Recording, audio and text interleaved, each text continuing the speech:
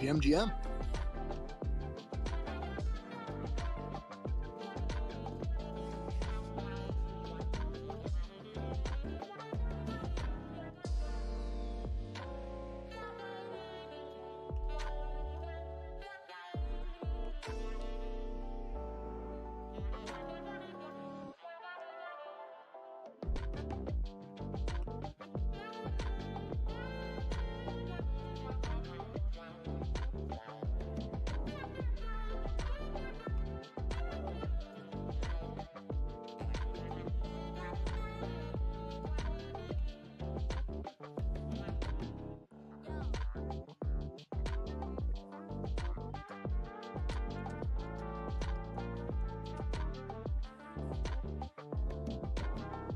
Hello.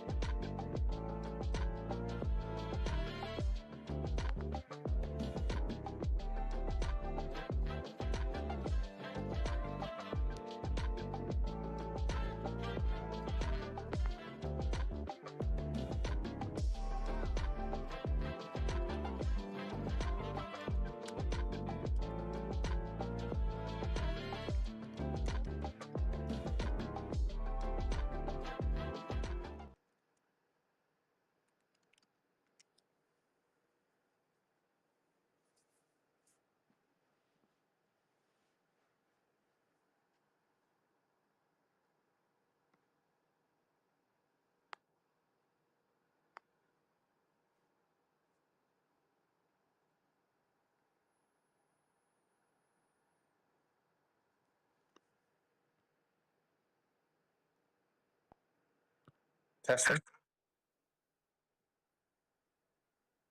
You're good, sir. I can hear you. Okay, thank you. Of course. Ready to go, guys?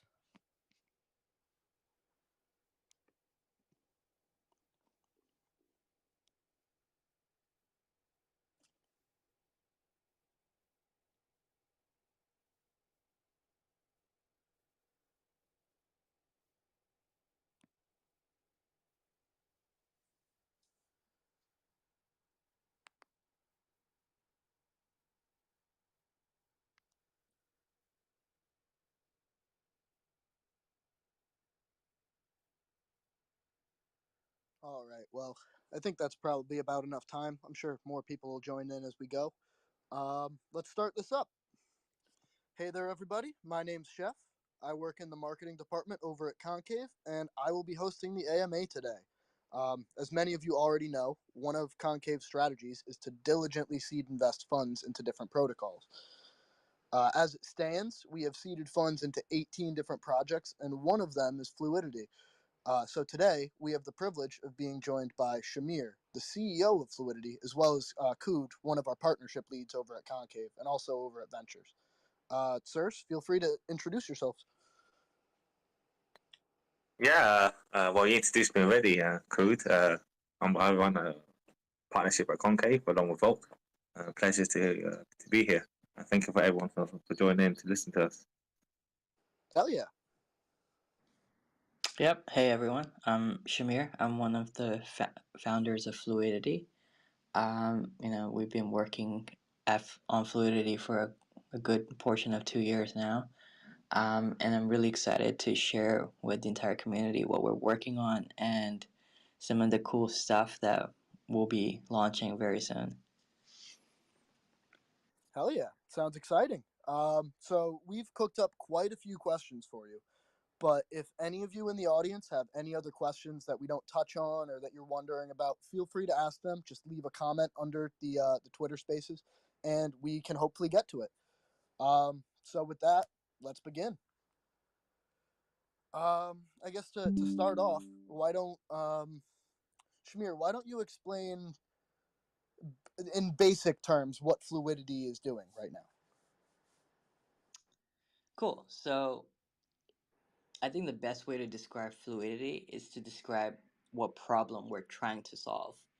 And essentially, we have coined this term the utility problem. And the utility problem is the fact that there exists no incentive structure to facilitate risk adjustment for taking actions, right? It Mm. exists for liquidity, where you get higher APYs for more riskier stablecoin farming, or even coin farming, but it doesn't exist for taking actions.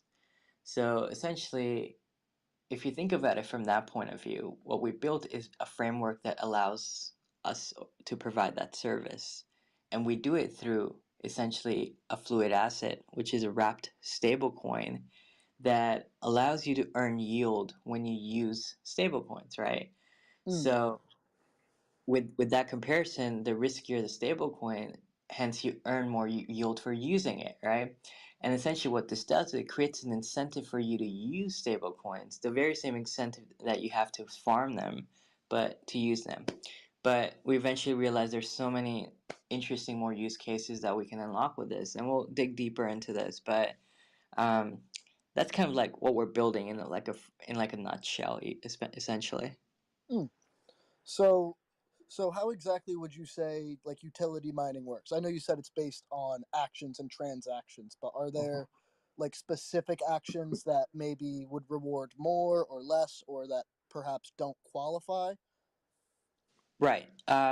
So utility mining is one step ahead of what Fluidity can provide, and essentially it is that you earn tokens for taking actions, right? So in comparison to liquidity mining, where you earn tokens for farming passively, what if you got tokens for using protocols, and protocols could distribute their tokens in a general purpose way? So it's like, I guess, the next step in token distribution, where Mm. we're thinking, okay, what is the best model for distributing tokens, right? Liquidity mining worked for a while because protocols need liquidity, but it became very um, you know parasitic. So Mm. what if we could create a framework that allows protocols to distribute tokens to their users, right? So that had some fundamental issues, like how do you prevent Sybil attacks, and a lot of the time we spent researching the protocol. A lot of those questions were what we were solving. So that's what utility mining is. But essentially, the way Fluidity works in the background, and to answer your question, is that we actually look at on-chain gas fees and protocol Mm. fees that you pay when you do a transaction, and we account for the fact that your payout is determined based around that. So if you might not know, is that when you use a fluid asset, it's not a deterministic payout, but rather a probabilistic one, meaning you Mm. don't necessarily know what you get. It's not like cash back where you get like, okay, 1% back. Right. Yeah, it's Rather, not a set rate. rather you can get anywhere from a couple cents to potentially hundreds of thousands of dollars. And Huh. the cool thing about that is that that happens every single time you do a transaction. So essentially, what we've provided is that, hey, just do a transaction like you normally would. You don't pay anything in fees because we don't charge fees, or anything like that. Actually, our using fluid assets is cheaper in gas fees than using USDC, for example. Um, and yeah, you essentially get the chance of winning that reward every single time you do a transaction. So that's kind of like fundamentally how it works, and it's very frictionless. So you don't even have to claim it; Mm. it gets airdropped to you. So from a user point of view, it's Yeah, it like sounds it's using a seamless. regular stable coin. Huh. So you mentioned that you had started with stablecoins for this, but that it could have other use cases. Are there limitations to what can qualify as a fluid asset, or what could be fluidly wrapped into a fluid asset? Yes. Well, theoretically, no, but in practice, yes. Right. So Mm. the way we earn this yield, which a lot of you might be wondering, is okay. How do we get this yield that we're paying for people to use? Is that it's a bit, I would say, ingenious. Is that when you essentially mint one fluid asset, you have to provide $1 or like an equivalent in collateral, right? So to mint one fluid USDC, you actually have to give us one USDC. And what we do with that USDC is that we put it into a money market and we earn yield on it. And essentially, that yield is now distributed to people that are using Fluid USDC.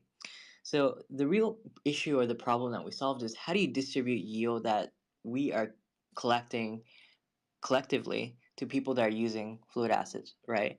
Because there's a Mm. disjoint there. It's not necessarily like a one-to-one thing, right? Like a person that Yeah. deposits 100 fluid USDC isn't going to be using it in the same proportion necessarily, right? So that part's disjoint, but what we figured out was to create a general purpose algorithm or formula, and that's in our economics white paper, which is on our website, that you can kind of understand like how we've taken that approach.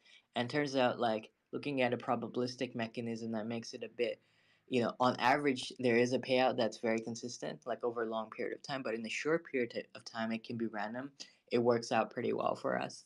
And that's kind of how we went about doing it. So I did answer it like two in one, but yes, in theory, any asset could be a fluid asset, so it could be ETH, SOL, even like staked assets. Huh. But in practice, you'd want some sort of money market where you can earn a decent amount of yield in it. And stablecoins is the best one, right? Because Right. You're already stablecoins, getting larger returns with those. yeah, and they're designed to be used for utility, right? They're designed to be used for payments, to be moved around, right? So what we're doing is we're saying, okay, stablecoins are the best instrument for us to promote an asset class that now pays you to use them, right? So with Ethereum, people might want to speculate on it. With Solana, people might want to speculate on it. But stable coins, they're worth $1, right? They're best spent, right? That's our Mm. thesis there. And we're like, okay, what better way to incentivize that than by rewarding people every single time they spend their stable coins? Hmm.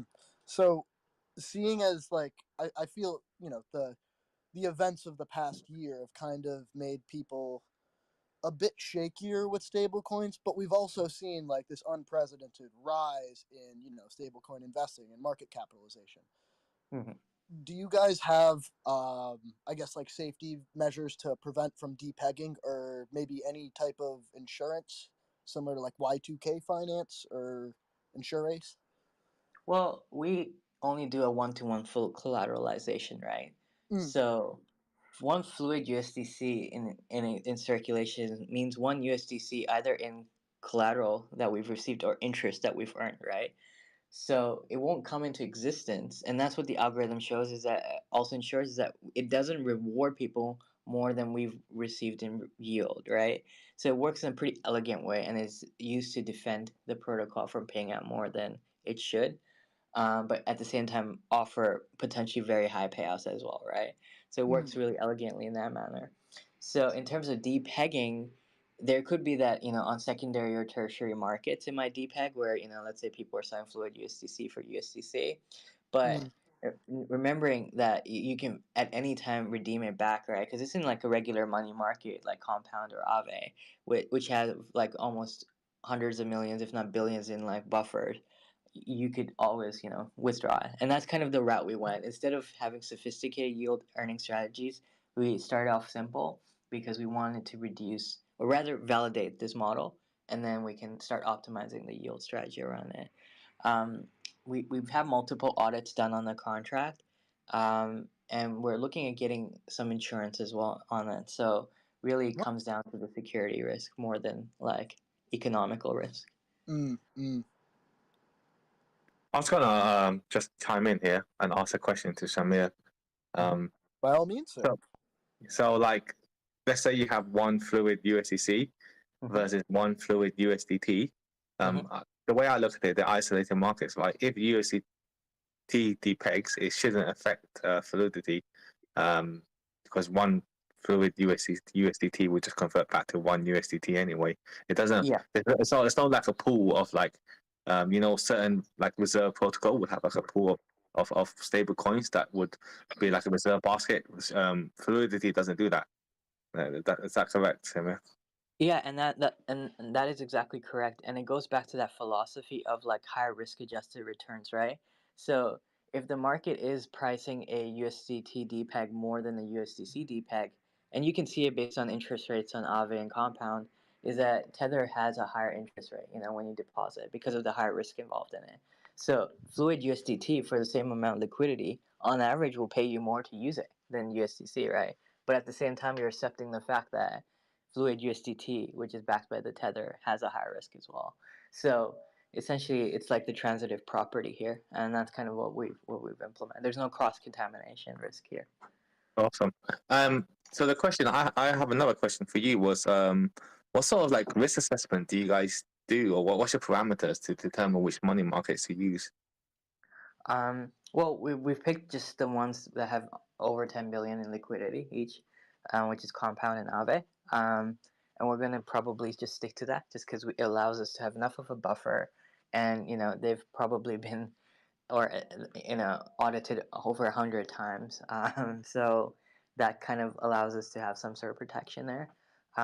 But that's kind of like the main things that we look at is essentially just the cross contamination risk between assets.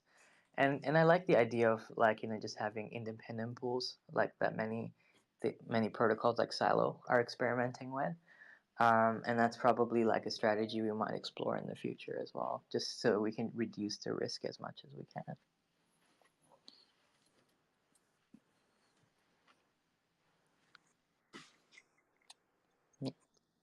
So you had mentioned potential other use cases for Fluidity Yeah. outside of stable coins and even just altcoins.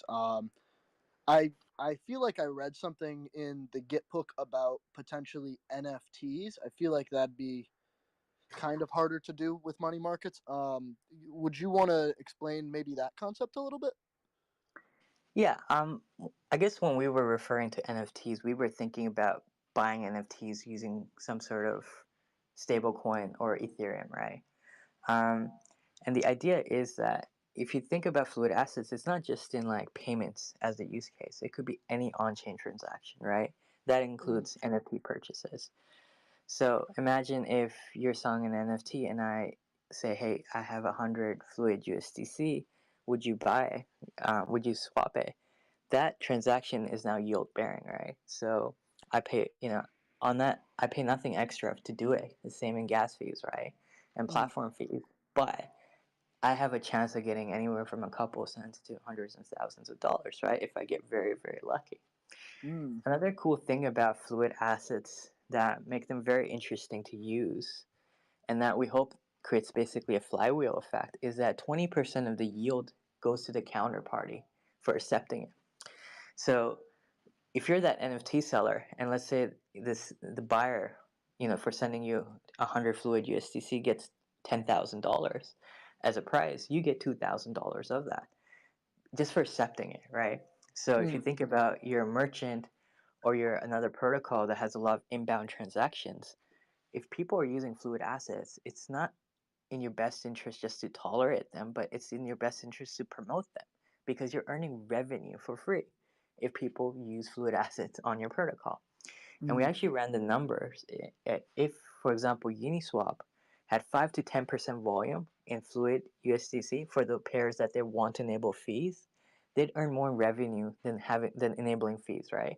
So a lot of protocols are debating how do we earn fees right now, and this could be a good option. Is that you don't have to enable fees. What if you just promote the utility of fluid assets yourself? It's in your best interest, right? And this is kind of like where it comes down to like how we think about growing fluidity is that it's not just the best interest for users to use it, but it's also in the best interest for protocols and counterparties to adopt it. So it creates that whole feedback loop where both sides of the transaction are incentivized to use it. And that's what makes this, I think, a very, very cool primitive. mm. Yeah, there's a real mutual benefit there. I mean, it's clear to see, very easy to understand. Mhm. Do you guys have any protocols that you're working with that are using fluid assets?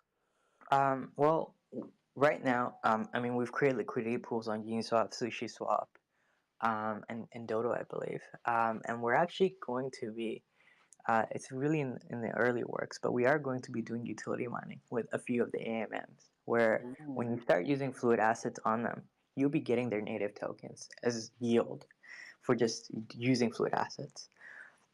And that's where I think it starts getting very, very cool, and that's the utility mining idea. But right now, I mean, since it's a regular ERC20 token, you can use it wherever you can use any other ERC20 token. Of Mm, course, if it's like a gated protocol, like most NFT marketplaces, it'll take some convincing to get them to adopt fluid assets. I think that's everyone has the same issue, but I think what advantage we have is that that selfishness behavior for many protocols is that, hey, yeah, a lot of people want you to integrate their thing, but but fluid assets reward you revenue for using or for people paying with them, right?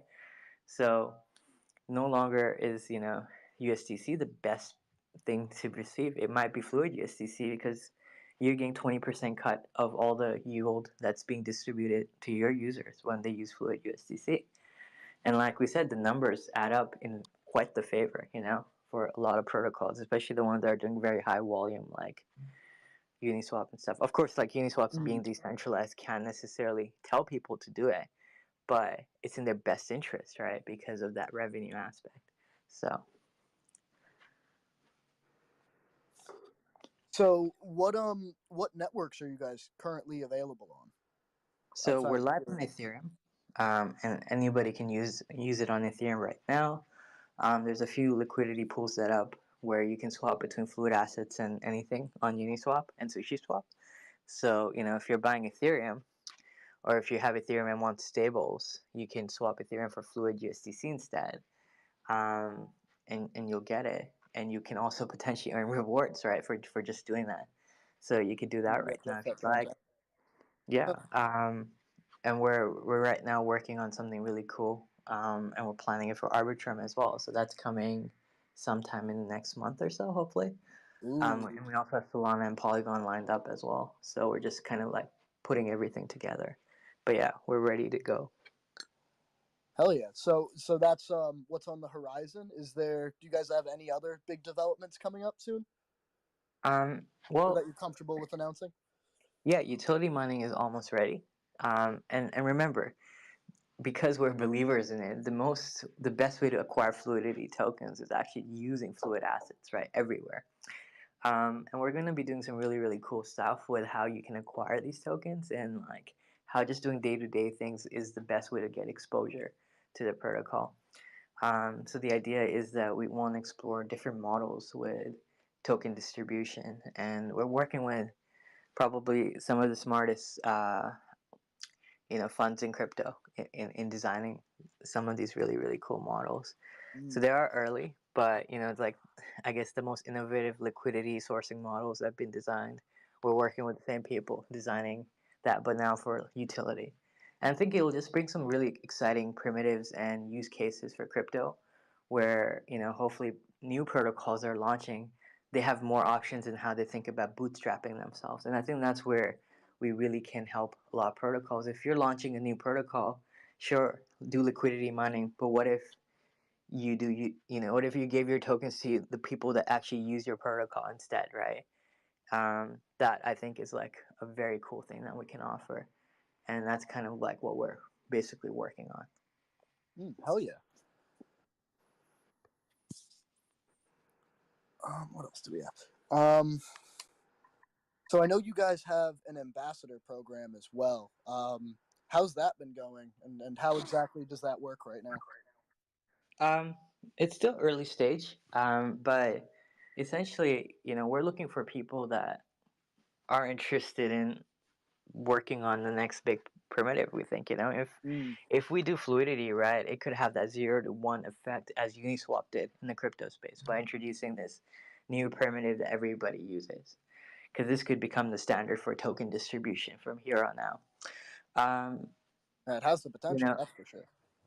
Well, it does, right? And I guess it's like but it is a bit different, right? It's nothing like you've seen before. And I think that's the hard part with building something novel, is that how do you get people to wrap their head around it, right? But also then do it in a very scalable way. Because yes, we can do like 30-minute discussions with everybody, but that's not sustainable or scalable. You kind of have to spread that out. And Yeah, that's it's too kind of what time we're looking consuming. with ambassadors.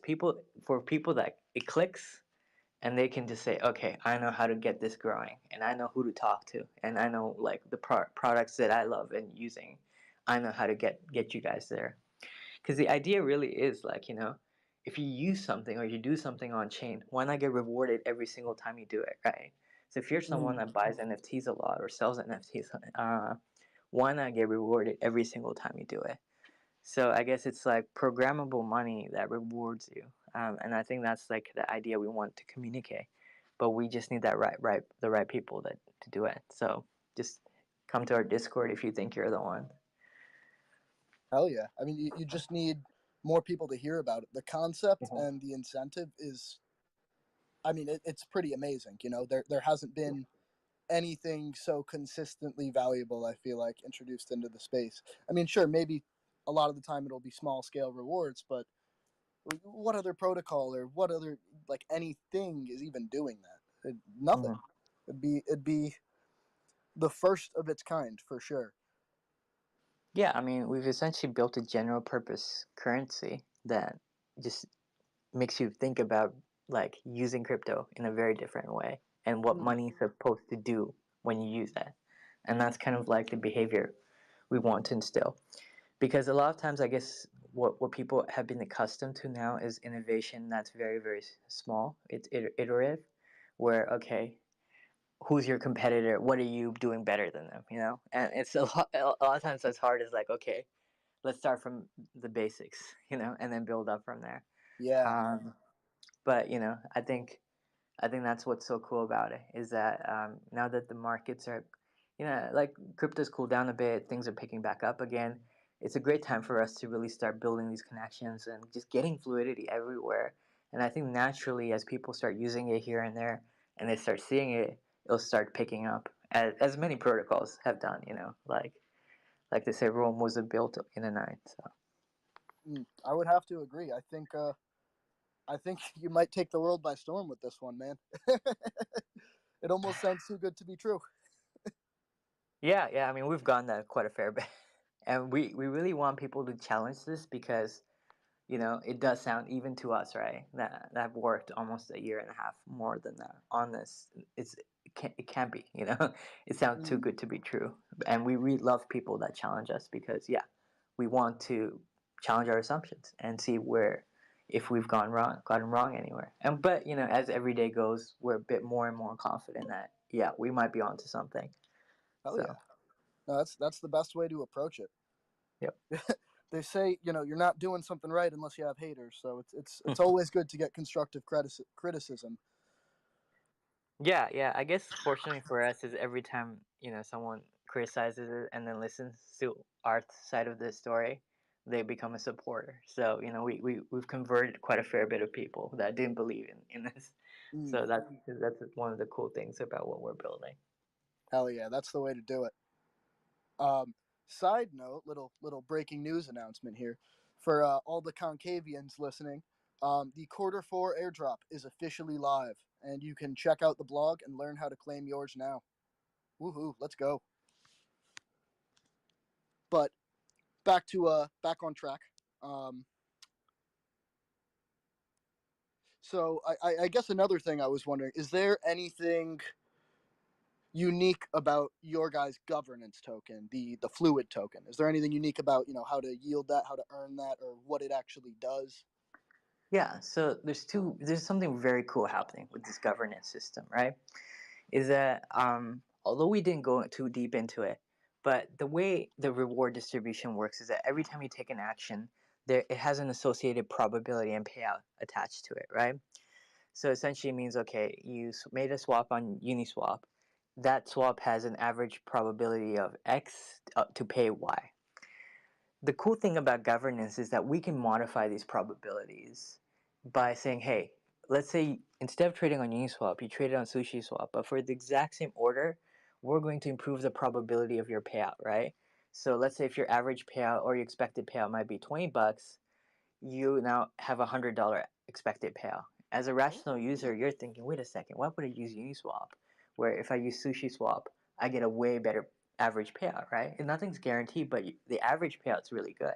Mm. So all of a sudden, you might be a Uniswap user for your life, right? Like you've never used any other AMM, but you're thinking rationally and you're saying, why would I not maximize my expected value, right?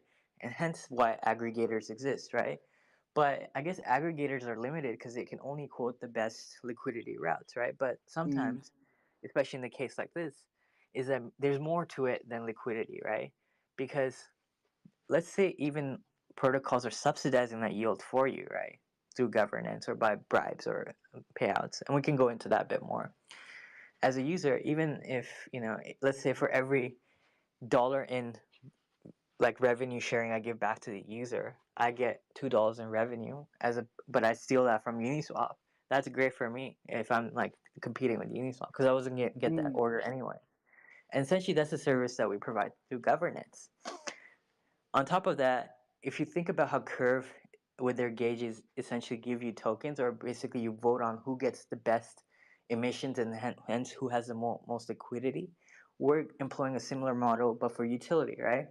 Essentially, is that which protocols or which fluid assets reward you the most in fluidity tokens, but in other yield as well when you use them, right? And essentially, it's kind of like the same way with curve wars, but we say fluidity wars, is that it's not a war for liquidity necessarily. It's not a war for revenue. It's a war for utility, right? And Mm. and the cool thing about that is that liquidity is naturally a second order effect, right? Because let's just say it's so much better on average to use SushiSwap than Uniswap. If you're even a liquidity provider, you're thinking, why would I keep providing liquidity on Uniswap when all the revenue or all the trade order flow is going to SushiSwap, right? So we think that this governance could be very impactful because it's the same way with Curve, right? Where protocols just want that liquidity.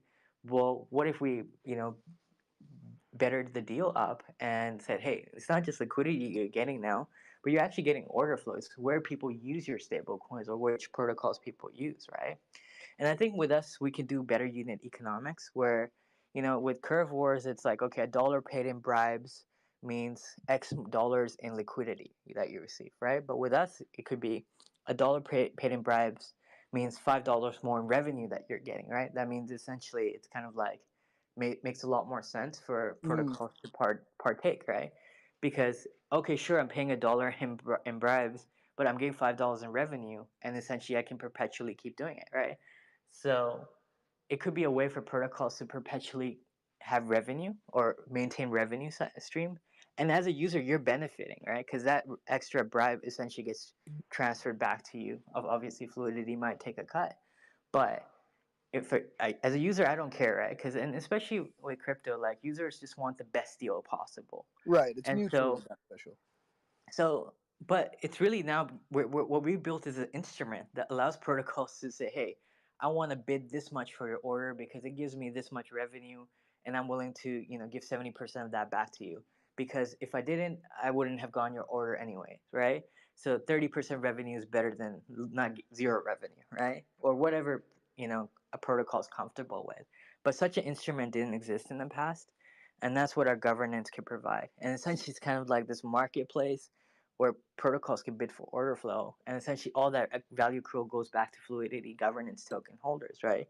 Because you need governance tokens to vote for which protocols get the emissions, and then governance token holders are the ones that get a part of all that revenue that's being collected that goes to the users. So the users win, protocols that cannot, get market share win because they essentially can pay for market share now. Mm. And I guess it really creates a more balanced ecosystem where, because there's no reason to use anything other than Uniswap, right? If Uniswap offers you the best liquidity, the best safety, right? Because of the brand recognition, why would you use a challenger AMM, other than getting a better deal? But now you can't, right? So I think that's why we're getting a fair bit of interest between like, AMMs Mm. and other Yeah, it levels the stablecoins that playing want field to to some extent. other stablecoins that want to compete with Circle is like, okay, how do we create a better deal for our users? So I know I talked a fair bit, but that's what excites me so much because Fluidity could be the utility side of Curve, right? Where Curve is where all the liquidity is controlled. Fluidity could become where all the utility is controlled, and it's not just limited to a few stablecoins, it affects every protocol and where revenue goes, right? So it can have like 1,000 times more impact because it just doesn't affect like stable coins and DeFi. It can affect OpenSea. It could even affect Blur. It could affect, like Uniswap. Like Mm. if this scales out to be where every user is thinking, where do I get the best deal for my action? So, yeah. Yeah, it's not limited in its reach at all. Yeah. Um, so I guess one thing that I'm personally curious What are your thoughts about the current state of the market right now? I know we're in the bottom of the bear, or close to the bottom of the bear, maybe, hopefully. And it's been tough lately. Not that many people are around anymore, and everyone's just building. But what's your outlook on the future, sir? Yeah, well, obviously, I think the last few months have been pretty dramatic, and it's been a very, very sudden shock. I was here back in 2017, 18. Like this, I guess, unwind in the last month or two has been very quick and very sudden. Because I remember in 2017 we didn't have like the implosions that like we did today. So I think that's kind of like taken a lot of people with shock. But I do see like what from what I'm seeing is that a lot of people there's still a lot of capital in the sidelines, right? That's looking to be allocated. Um, and I think it gives like people some breathing room now because there's been just so much happening in the last year or so that Mm. like innovation kind of stalled, especially in DeFi. Is like, Oh okay, yeah. how do we kickstart that again? Um, and that's what I've been thinking is that, and it also gives us time to really like build fluidity out and just get it, everywhere. So it's kind of like a blessing in disguise for us a little bit Mm. because what we could do is we can get it everywhere, every protocol that we want people using fluid assets, get the integrations happening. Where the time when like users start coming back, they are introduced to a fluidity ecosystem with many things to do, where their favorite protocols are using it or promoting it even. Um, and that's kind of like the hope is that once people come back, it's like that's what they come back to. So we're moving very fast, but we're seeing signs of life. There are new narratives being formed, like on liquid staking, for example. Mm. And I think with Ethereum picking back up, and I guess it really depends on global macro and stuff. So obviously it's a very complicated thing, but I do think like it, it's been pretty harsh, and I hope like well, I do hope like it doesn't go super harsh again, but yeah, I mean it's been crazy because like talking to other people like there's teams that have raised way more than us, and have more people, and they have money, right, and they still are refusing to build. It is a very morale. It does affect morale. So I guess for us is slowly but surely, if we keep chipping away, we'll eventually get there. And like for what it's worth, some of the biggest protocols today, like Aave, for example, they were like they were ETH-lined, right? So formed in the bottom of bear markets, and like now to the biggest protocols in crypto. So Hell yeah, man! Got to get ahead of the ball on that one. Yo, question, Samir. What do you think of fluid liquid stake ETH? Do you think that could be a possibility? Ooh. um, interesting. For what it's worth, a while back, Lido approved a grant for us to integrate Lido staked ETH or staked ETH with fluid assets. But the idea is simple. I guess it will work better once Shanghai happens, and we can easily move money in and out, or Ethereum in and out of staked assets. I think the thing with that is that yeah, we could actually even build a primitive where people earn yield for using ETH and through Lido, but we're actually working on, I would say, very early, but fluidity quote unquote V2, where fluid assets not only pay you yield for using them but also holding them, so they become like that ultimate asset class, right? Where right now, I guess the biggest pushback we do get is that you don't get yield for holding on to them, which makes sense. Some people would want that, but our argument has always been that that's not the intended use case. So if you're only intending to hold on to stables, then this isn't necessarily something that you use day to day. But I think the next idea here is like, okay, can we now build a primitive that pays you yield for holding on to it and using it at the exact same rate as if you deposit into any money market you'd like. So that's what we're working on. We're getting pretty close to it, and I think at that point we built the ultimate like yield bearing primitive that rewards you both holding it and using it. And that's kind of the goal with fluidity, to take it into that type of a beast. Well then, when you guys have built it and fleshed it out and launched it, we'd love to invite you back to talk about V2 because that sounds like a really interesting concept. Yeah. Takes mathematically speaking, and it probably takes quite a bit of work to do, but yeah, it sounds really interesting. Yeah, but for us, lucky for us, we're working with some of the smartest people in the crypto space on that. So I think it'll be an interesting problem. But I think we kind of know how to go about solving it. You know. Hell yeah! Shout out to the Fluidity team. Uh-huh. So seeing as this is an AMA, is there anyone in the audience that has any questions or things that they might not have gotten fully clear on their end? You know, if you've got anything, please just request to speak. We'll pull you in.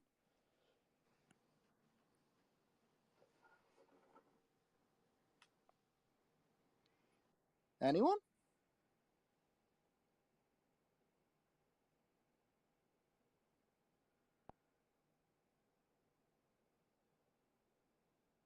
Nothing, huh? All right. Well, I mean, Kud, do you have any more questions? Well, I think we've touched on a lot of bases here, and we did go for a lot of detail. So we pretty much exhausted everything, really. I just want to end on my closing thought, right, on Fluidity. So the one thing that really excites me is merchant adoption. So at the moment, there's no incentive for a merchant to accept USDC compared to just USD, right? Because merchants they don't want to deal with crypto most of the time. They don't want to you know add an extra layer of technology on top of their already established old technology. You know what it is, right? But if we can incentivize them with money, which money speaks the most in the world, then that could help push crypto adoption um, even further. So yeah, that's what I'm most excited about.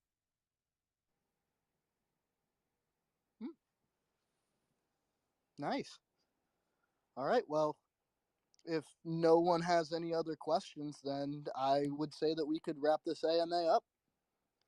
Thanks everyone for listening. It has been an absolute pleasure hosting you guys. It's been great to talk to you, Shamir. It's been awesome to have your help with this, Kud. If you guys want to say any closing words, by all means. Yeah, I mean, I'd like to iterate again. The best way to get exposure to fluid assets by minting some and then using it. And I think if you want to explore other use cases, or even if you have ideas of like how you'd like to see such asset classes being adopted or evolved, just come to our Discord. All the team is. And another thing, just to reiterate, if you have a staked position with Concave right now, the Q4 airdrop is live, so you can go claim that on the website through the app. If you're not sure how to do that, feel free to check the blog out. There's instructions. Very, very easy to do. But yeah, it's been a pleasure, guys. I'll see you next time. Thank you very much, guys. Take care. Thanks for having us, guys.